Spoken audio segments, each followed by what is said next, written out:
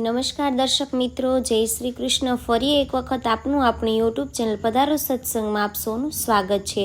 તો દર્શક મિત્રો, આજના વિડીયોમાં આપણે વાત કરવાના છીએ નવરાત્રિના, જે નવરાત્રિમાં પાવન કથા સાંભળવાથી ધન ધાન્ય સંતાન સુખ આરોગ્ય પ્રદાન કરનાર જે આ વ્રત કથા વિશે। તો મારા વિડીયોમાં અંત સુધી તમે બન્યા રહેજો। માં દુર્ગા બધા ઋષિઓને કહે છે કે હે ભક્તગણો, જે કોઈ પણ મારી આ કથા ધ્યાનપૂર્વક સાંભળશે તેના બધા દુઃખોનો નાશ હું પોતે જ કરીશ। જે આ કથાનો પ્રચાર કરશે તેના કરોડો પાપનો નાશ થશે અને તેને સુખ સમૃદ્ધિની પ્રાપ્તિ થશે। પ્રિય ભક્તો, તમારું સ્વાગત છે મિત્રો। વૈદિક પંચાંગ અનુસાર શારદીય નવરાત્રિની શરૂઆત 22 સપ્ટેમ્બરેથી થઈ રહી છે। આ પર્વ જગતજનની આદિ શક્તિ મા દુર્ગાને સમર્પિત છે। આ દરમિયાન મા દુર્ગાના 9 રૂપોની પૂજા કરવામાં આવે છે। સાથે જ મા દુર્ગાના નિમિત્તે વ્રત પણ કરવામાં આવે છે અને રાખવામાં આવે છે। જો કોઈ મહાપાપી પણ આ નવરાત્રિનું વ્રત કરે છે તો તે ચોક્કસ બધા પાપોમાંથી મુક્તિ મેળવી લે છે, આમાં કોઈ શંકા નથી। મિત્રો, દેવી ભાગવત પુરાણમાં નવરાત્રિ સાથે જોડાયેલી મહાન વ્રત કથાનું વર્ણન મળે છે કે જે કોઈ પણ આ વ્રત કથા છે માત્ર એકવાર ધ્યાનપૂર્વક સાંભળે છે તેના કરોડો પાપ નષ્ટ થાય છે। માતા રાણીની કૃપાથી તેના ધન ધાન્ય પુત્ર અને સુખ સમૃદ્ધિની પ્રાપ્તિ થાય છે। આથી દરેક મનુષ્યને નવરાત્રિના વ્રતની આ કથા ધ્યાનપૂર્વક સાંભળવી જોઈએ।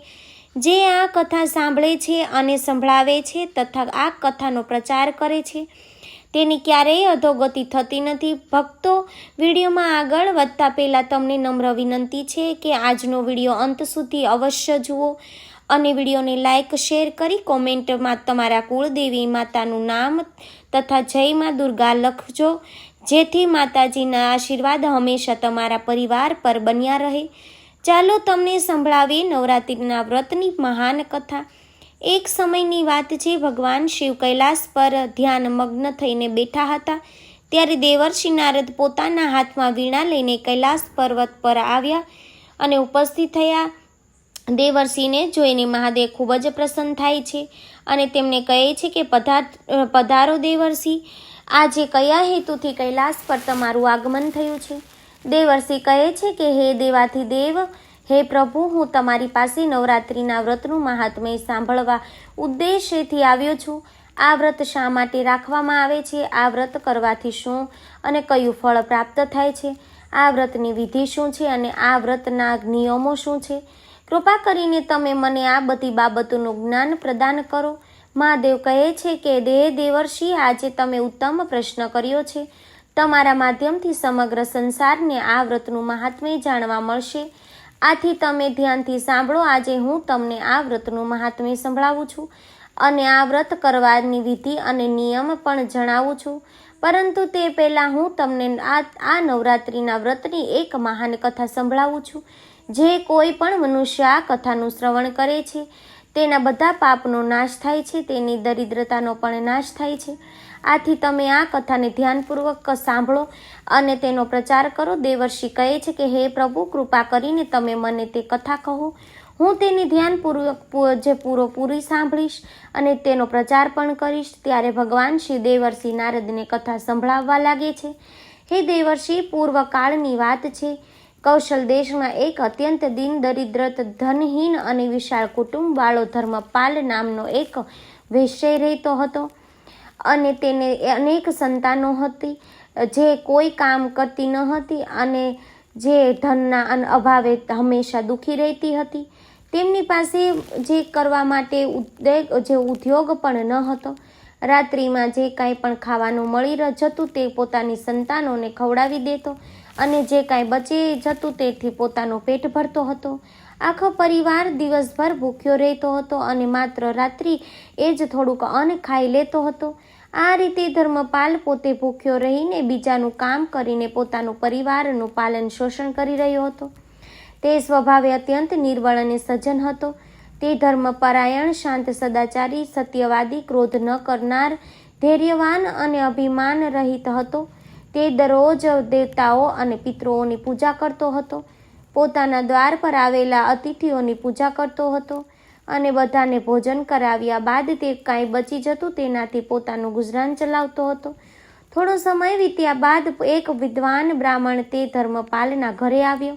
ધર્મપાલે બ્રાહ્મણને દાન આપીને તેમનું સ્વાગત સત્કાર કર્યું અને તેમને હાથ જોડીને પ્રણામ કરીને અત્યંત વ્યાકુળ થઈને તે બ્રાહ્મણને આ પ્રમાણે કહેવા લાગ્યો કે હે બ્રાહ્મણ દેવતા, જો તમે અમારા અતિથિ ધર્મથી પ્રસન્ન છો તો શું અમે તમને કંઈક પૂછી શકીએ? તે બ્રાહ્મણ કહેવા લાગ્યો કે હે મહાત્માએ, તમારી ચર્ચા તો ચારેય તરફ છે. તમે એક મહાન દાની છો અને અતિથિનું સ્વાગત પ્રેમથી કરો છો. આ જ કારણે હું તમારી પાસે આવ્યો છું. કૃપા કરીને તમે સંકોચ કર્યા વિના તમારી જે પણ શંકા હોય તે પૂછી લો. ત્યારે ધર્મપાલ કહે છે કે હે બ્રાહ્મણ દેવતા, કૃપા કરીને તમે મને જણાવો કે મારી દરિદ્રતાનો નાશ ચોક્કસ કેવી રીતે થઈ શકે છે. આ દરિદ્રતાના કારણે હું મારા પરિવારનું પાલન પોષણ કરી શકતો નથી. હે બ્રાહ્મણ દેવતા, તમે ધનની અભિલાષા નથી, પરંતુ હું તમારી પાસે કોઈ ઉપાય પૂછી રહ્યો છું જેનાથી હું મારા કુટુંબનું પાલન પોષણ કરવા માટે સમર્થ થઈ જાઉં. મારા પુત્ર પુત્રીઓ ભૂખથી પીડાઈને ભોજન માટે ખૂબ રડે છે અને મારા ઘરમાં એટલું પણ અન્ન રહેતું નથી કે હું તેમને મુઠ્ઠીભર અન્ન આપી શકું. તેમનું દુઃખ મારાથી જોવાતું નથી. આજે મેં મારા રડતા બાળકોને ઘરેથી કાઢી મૂક્યા છે અને તેઓ ક્યાંક ચાલ્યા ગયા છે. આથી મારું હૃદય શોકાગ્નિમાં બળી રહ્યું છે. ધનના અભાવમાં હું શું કરું? મારી પુત્રી પણ લગ્ન કરવા યોગ્ય થઈ ગઈ છે, પરંતુ તેના લગ્ન કરવા માટે મારી પાસે કાંઈ પણ નથી. કન્યાદાનનો પણ સમય પણ વીતી રહ્યો છે. હે વિપ્ર, આ જ કારણે હું ચિંતિત છું. હે દયાધિનાધાન, અને હું જે તમે વિદ્વાન છો, તમને અવશ્ય મને કોઈ એવો તપ, મંત્ર, વ્રત અને ઉપાય જણાવો કે જેનાથી હું મારા પરિવારનું પાલન પોષણ કરવા માટે સમર્થ થઈ જાઉં. હે મહાભાગ, કૃપા કરીને તમે તમારા જ્ઞાનના બળથી વિચાર કરીને મને કોઈ ઉપાય જણાવો. આ પ્રમાણે ધર્મપાલ દ્વારા યાચના કરવા પર તે બ્રાહ્મણે ખૂબ જ પ્રસન્નતાપૂર્વક તે કહ્યું, હે ધર્મપાલ, હું તારા દુઃખનું કારણ સમજી ચૂક્યો છું. તું ચિંતા ન કર, હું તને ચોક્કસ એવો ઉપાય જણાવું છું. તું હવે નવરાત્રિના વ્રતનું અનુષ્ઠાન કર. આમાં તું ભગવતીની પૂજા હવન કર, દેવીના મંત્રોનું ઉચ્ચારણ કર. આનાથી તારા બધા કાર્યો સિદ્ધ થઈ જશે, દરિદ્રતા નષ્ટ થઈ જશે. હે ધર્મપાલ, નવરાત્ર નામક આ પવિત્ર તથા સુખદાયક વ્રતથી ચડિયાતું આ પૃથ્વી લોક પર અન્ય કોઈ વ્રત નથી. આ વ્રત હંમેશા જ્ઞાન અને મોક્ષ આપનારું છે, સુખ તથા સંતાનની વૃદ્ધિ કરનારું છે અને શત્રુઓનો સંપૂર્ણપણે વિનાશ કરનારું છે. વનવાસ ગમન દરમિયાન દેવી સીતાના વિયોગમાં અત્યંત દુઃખી થઈને શ્રી રામે કિષ્કિંધા પર્વત પર આ વ્રત કર્યું હતું અને આ જ વ્રતના પ્રભાવથી તેમણે મહાસાગર પર સેતુની રચના કરીને રાવણ અને તેના પુત્રોનો સંહાર કર્યો હતો અને માતા સીતાને પ્રાપ્ત કર્યા હતા. મહાદેવ કહે છે કે હે દેવર્ષિ, આ પ્રમાણે બ્રાહ્મણે નવરાત્રિના વ્રતનું મહત્વ ધર્મપાલને સંભળાવ્યું, જેને સાંભળીને તે ધર્મપાલ ખૂબ જ પ્રસન્ન થયો અને તેણે બ્રાહ્મણને પોતાનો ગુરુ માની લીધો અને તેમની પાસેથી દેવીના મંત્રની દીક્ષા લીધી. ત્યાર પછી ધર્મપાલે અત્યંત ભક્તિપૂર્વક નવરાત્રિમાં તે મંત્રનો જાપ કર્યો અને અનેક વિધિઓ તથા ઉપાયોથી ભગવતીની પૂજા કરી. આ પ્રમાણે ધર્મપાલે 9 વર્ષ સુધી નવરાત્રિના વ્રતનું અનુષ્ઠાન કર્યું. પછી 9મા વર્ષના અંતમાં અષ્ટમીની જે તિથિ અડધી રાત્રિ આવતા સાક્ષાત મહેશ્વરી એ ધર્મપાલને દર્શન આપ્યા અને કહ્યું કે હે પુત્ર, હું તારી સાચી ભક્તિ અને તારા તપથી પ્રસન્ન થઈ છું. તને જે પણ વરદાન તારે જે ઈચ્છતો હોય તે તો સંકોચ્યા વિના માંગી લે. તને જે જોઈએ તે હું તને પ્રદાન કરીશ. સાક્ષાત માં દુર્ગાને પોતાની સામે ઊભેલી જોઈને ધર્મપાલનું અંગ અંગ ધ્રુજવા લાગ્યું. તેની આંખોમાંથી આંસુ છલકવા લાગ્યા. માં દુર્ગાના તે અદ્ભુત દિવ્ય સ્વરૂપને જોઈને તે હર્ષથી ઉત્સાહિત થવા લાગ્યો. પછી તે માતાને પ્રણામ કરીને કહેવા લાગ્યો કે હે માં, હું તમારા દર્શન કરીને જ ધન્ય થયો. માતા, તમારા દર્શન અત્યંત દુર્લભ છે. તમે સાચે જ સર્વશક્તિમાન સમગ્ર સંસારની જનની છો. મારા જેવા સામાન્ય ભક્તને તમે દર્શન આપીને મોટો ઉપકાર કર્યો છે. હે માં, હવે મારા મનમાં કોઈ ઈચ્છા નથી. તમારા દર્શનથી જ મારા બધા દુઃખ મટી ગયા છે. માં જે માત્ર મારા એટલી કૃપા કરો કે મારા પુત્ર પુત્રીઓને પરંતુ ભોજન પ્રાપ્ત થઈ જાય, પૂરતું ભોજન પ્રાપ્ત થાય, જેથી તેમને રોજ ભૂખ્યા ન સૂવું પડે. ધર્મપાલની વિનમ્રતા અને તેની નિરાક્ષિત સ્થિતિ જોઈને મા દુર્ગાએ મધુર મુસ્કાન સાથે કહ્યું કે હે પુત્ર, તારી સાચી ભક્તિ અને તારા તપથી હું પ્રસન્ન થઈ છું. તારી દરિદ્રતાનો હવે અંત આવશે, તારું ઘર ધન ધાન્યથી ભરાઈ જશે અને તારા પરિવારની બધી સમસ્યાઓ સમાપ્ત થઈ જશે. તારા બાળકોને પણ સારું ભવિષ્ય મળશે અને તારી પુત્રીના લગ્ન પણ જલ્દીથી જ થશે. તારી પેઢીઓ સુખ અને સમૃદ્ધિથી પૂર્ણ થશે. એટલું કહીને દેવી દુર્ગા અંતર્ધ્યાન થઈ ગયા. તે જ ક્ષણે ધર્મપાલનું ઘર પ્રકાશથી ભરાઈ ગયું અને તેની દરિદ્રતા સમાપ્ત થઈ ગઈ. જોતજોતામાં તેના નાના ઘરની જગ્યાએ એક વિશાળ મહેલ ઊભો થઈ ગયો.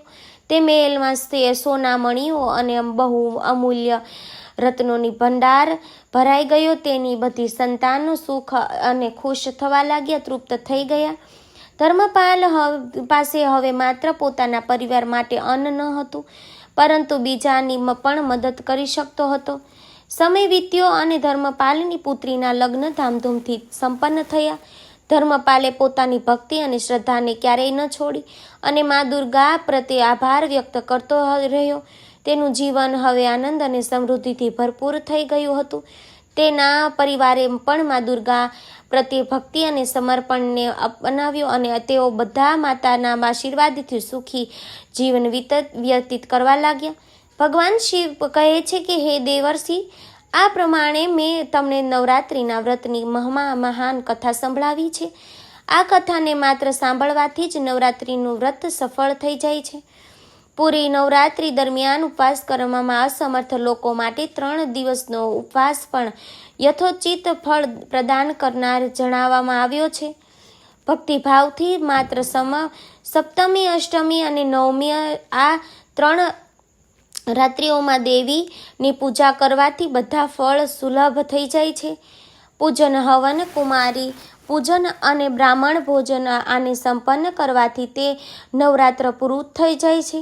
આ પૃથ્વીલોકમાં જેટલા પણ પ્રકારના વ્રત અને દાન છે, એ આ નવરાત્ર જે વ્રતની બરાબર નથી, કારણ કે આ વ્રત હંમેશા ધન ધાન્ય પ્રદાન કરનાર, સુખ તથા સંતાનની વૃદ્ધિ કરનાર, આયુ તથા આરોગ્ય પ્રદાન કરનાર અને સ્વર્ગ તથા મોક્ષ આપનારું છે. વિદ્યા, ધન અથવા પુત્ર આમાંથી મનુષ્ય જેની પણ ઈચ્છા રાખતો હોય તેને આ સૌભાગ્યદાયક તથા કલ્યાણકારી વ્રતનું વિધિપૂર્વક અનુષ્ઠાન કરવું જોઈએ. આ વ્રતનું અનુષ્ઠાન કરવાથી વિદ્યા ઈચ્છનાર મનુષ્ય બધી વિદ્યા પ્રાપ્ત કરી લે છે અને પોતાના રાજ્યથી વંચિત રાજા ફરીથી પોતાનું રાજ્ય પ્રાપ્ત કરી લે છે. પૂર્વજન્મમાં જે લોકો દ્વારા આ ઉત્તમ વ્રત કરવામાં આવ્યું નથી, તે આ જન્મમાં રોગસ્થ, દરિદ્રતા અને જે સંતાન રહિત હોય છે, જે મનુષ્યએ દુઃખ તથા સંતાપનો નાશ કરનાર, સિદ્ધિઓ આપનાર, જગતમાં સર્વશ્રેષ્ઠ, શાશ્વત તથા કલ્યાણ સ્વરૂપિણીની ભગવતી ઉપાસના નથી કરી, તે આ પૃથ્વી પર હંમેશા અનેક પ્રકારના કષ્ટોથી ગ્રસ્ત, દરિદ્રતા તથા શત્રુઓથી પીડિત રહે છે. હે દેવર્ષિ, હવે હું તમને આ વ્રત સાથે જોડાયેલા નિયમો જણાવું છું. તેને ધ્યાનથી સાંભળો. નવરાત્રિના વ્રતનો આરંભ થાય ત્યારે જે મનુષ્ય દ્રઢ નિશ્ચિત અને શુદ્ધ હૃદયથી વ્રત કરવાનો સંકલ્પ લે છે, આ સંકલ્પ જે યાત્રાનો આરંભ કરે છે, જે વ્યક્તિને દેવી દુર્ગાની કૃપા સુધી પહોંચાડે છે. જ્યારે કોઈ વ્રત દેવી દુર્ગાની ઉપાસના માટે વ્રતનો સંકલ્પ કરે છે અને તેને પોતાનું મન અને શરીર શુદ્ધ રાખવું જોઈએ.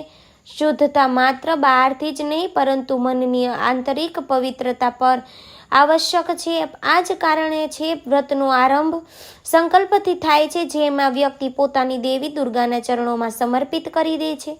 વ્રત દરમિયાન ભોજનનું વિશેષ ધ્યાન રાખવામાં આવે છે. માત્ર તે જ અન્ન ગ્રહણ કરવું જોઈએ જે પવિત્ર હોય અને વિના તામસીન પદાર્થોના બન્યું હોય. જો કોઈ પૂરા 9 દિવસ સુધી ઉપવાસ કરી શકે છે તો આ શ્રેષ્ઠ માનવામાં આવે છે, પરંતુ જો શારીરિક કારણોસર એવું શક્ય ન હોય તો ફળ, આહાર અથવા એક સમયનું ભોજન ગ્રહણ કરી શકાય છે.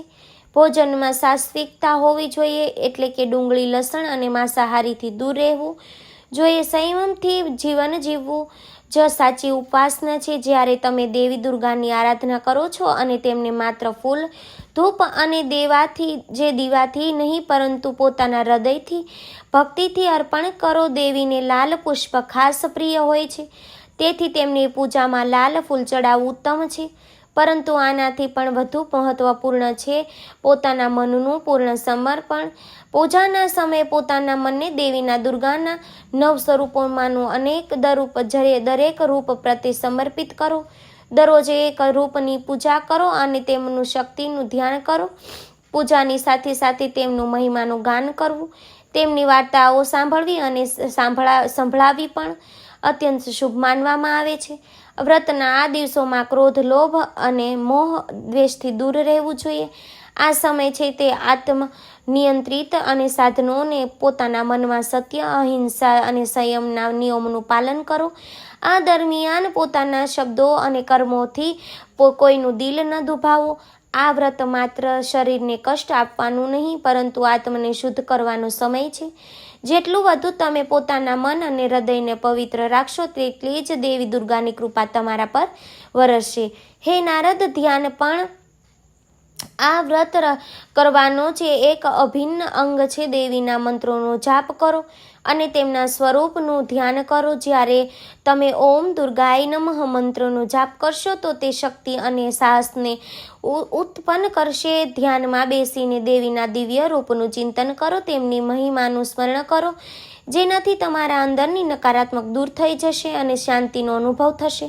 જ્યારે નવરાત્રિના અંતિમ દિવસો આવે ત્યારે દેવીનું કૃપા મેળવવા માટે કન્યાઓનું પૂજન કરવું અત્યંત મહત્વપૂર્ણ છે. કન્યાઓ દેવીનું જ રૂપ માનવામાં આવે છે, તેથી નવ કન્યાઓને આમંત્રિત કરીને તેમની સેવા પૂજા કરવી અને તેમને ભોજન કરાવો. તેમના પગ ધોઈને આશીર્વાદ લો. આ પૂજન તમારી સાધનાઓનો પૂર્ણતા તરફ લઈ જશે. અને હા, આ વ્રત દરમિયાન તામસીન આહારથી દૂર રહેવું આવશ્યક છે. માંસ, દારૂ અને તામસીન વસ્તુથી દૂરી બનાવી રાખવી જોઈએ. વ્રતીને જે એકદમ સાત્વિક જીવન જીવવું જોઈએ, જેનાથી તેવી આ સાધનામાં કોઈ વિઘ્ન ન આવે. આ 9 દિવસ માત્ર તપસ્યાના દિવસો નથી, આ આત્મિક જાગરણના દિવસો છે. ભગવાન શિવે નારદને નવરાત્રિના વ્રતનું મહત્વ સમજાવતા કહ્યું, આ વ્રતનું માત્ર સાંસારિક ઈચ્છાઓની પૂર્તિ માટે નહીં પરંતુ આત્માની ઉન્નતિ માટે છે. જે શ્રદ્ધા અને ભક્તિથી આ વ્રતનું પાલન કરે છે તે દેવી દુર્ગાની કૃપા બધા કષ્ટોમાંથી મુક્ત થઈ જાય છે અને તેની બધી ઈચ્છાઓ પૂર્ણ થાય છે. આથી હે નારદ, જે પણ આ વ્રતનો સંકલ્પ લે તેને મન અને તન અને આત્માની પૂર્ણ પવિત્રતા સાથે આ સાધના કરવી જોઈએ. આ પ્રમાણે ભગવાન શિવે નારદજીને વ્રત નવરાત્રિનું મહાત્મય અને કથા સંભળાવી છે. હવે મિત્રો, જાણીએ નવરાત્રિમાં મળતા સંકેતો વિશે. જો તમને આ વિડીયોમાં જો કહેવા માંગવી તે સંકેતો મળે છે તો મા દુર્ગા તમારા પર પ્રસન્ન છે. મિત્રો, નવરાત્રિમાં માતાની પૂજા કરતી વખતે જો તમને એવું પ્રતીત થાય કે માતાની મૂર્તિ તમને કોઈની જોઈને તમે હસી રહી છે અથવા મા દુર્ગાના હોઠ હલી રહ્યા છે અને અચાનક જ એવું મહેસૂસ થાય કે મા દુર્ગા તમારી તરફ જોઈ રહ્યા છે, તો આ ખૂબ જ શુભ સંકેત છે. તમે માતાના ચરણો પર પોતાનું માથું ટેકાવો છો અને અચાનક જો કોઈ ફૂલ તમારા ઉપર પડી જાય છે તો આ સંકેત છે કે માતા તમારી ભક્તિથી અત્યંત પ્રસન્ન છે. તમારી કોઈ મનોકામના ચોક્કસ પૂર્ણ થઈ જશે. બીજો સંકેત, મિત્રો, જો નવરાત્રિમાં તમારા દ્વાર પર કોઈ કન્યા લાલ વસ્ત્ર ધારણ કરીને પધારે છે, તે કન્યાને જોઈને તમારું મન અત્યંત પ્રસન્ન થઈ જાય છે, તો આ ખૂબ જ શુભ સંકેત છે. તમારે તે કન્યાને કોઈ ભેટ વસ્તુ અવશ્ય આપવી જોઈએ. સાક્ષાત માં દુર્ગા જ તે કન્યાના રૂપમાં તમને સંકેત આપી રહ્યા છે. અને જો નવરાત્રિમાં તમારા સ્વપ્નમાં કોઈ કન્યા દેખાય છે અને જે તમને વારંવાર હસી રહી છે, તમારે સમજી લેવું જોઈએ કે માતા તમારી ભક્તિથી ખૂબ પ્રસન્ન છે અને હવે તમારા જીવનમાંથી ખરાબ સમય સમાપ્ત થવાનો છે. ત્રીજો સંકેત, જો તમને સ્વપ્નમાં માતાના પગલાંના ચિહ્નો દેખાય છે અને તમે પગલાંના ચિહ્નોનો પીછો કરી રહ્યા છો પરંતુ તમને મા દુર્ગા ક્યાંય દેખાતા નથી, તમે સ્વપ્નમાં માતાને શોધવા માટે આમ તેમ દોડી રહ્યા છો, તો આ પણ એક શુભ સંકેત છે. જો તમને પણ આવું સપનું આવે તો તમારા દુઃખોનો અંત આવશે. ઘરમાં કોઈ બીમાર છે તો તેને પણ સંપૂર્ણપણે સ્વાસ્થ્ય થઈ જશે. ચોથો સંકેત છે મિત્રો, જો તમે મા દુર્ગાની આરતી અથવા આરાધના કરી રહ્યા છો અને તમે માતાની ભક્તિમાં સંપૂર્ણપણે ડૂબી ગયા છો અને અચાનક જ તમારી આંખમાંથી આંસુ આવવા લાગે છે, તમારા મનમાં એક વિચિત્ર ભાવ પ્રગટ થઈ જાય છે અને તમે સમજી શકતા નથી, તો આ માતાનો જ સંકેત છે. તમારા હૃદયમાં માતાએ પ્રવેશ કરી લીધો છે અને હવે તમારી કોઈ ઈચ્છા ચોક્કસ જ પૂર્ણ થઈ જશે. પાંચમો સંકેત છે, જો નવરાત્રિમાં તમારી પાસે મા દુર્ગાની પ્રિય વસ્તુઓ વારંવાર આવવા લાગે છે, જેમ કે માતાના શૃંગારનો સામાન, માતાના લાલ ફૂલની